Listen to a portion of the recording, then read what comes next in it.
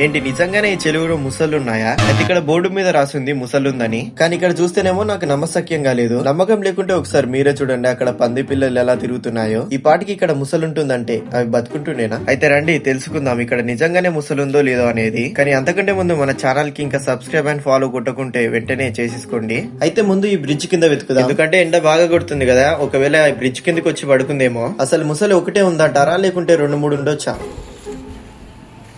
ప్రవీణ్ ఒక్క ముసలన్న కనిపించిందా? ఏది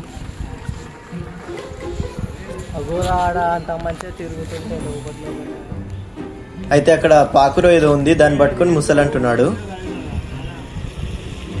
అయితే దీంట్లో ఎంత ఎతికినా చెత్తనే కనిపిస్తుంది కానీ ముసలి మాత్రం ఎక్కడ కనిపించట్లేదు.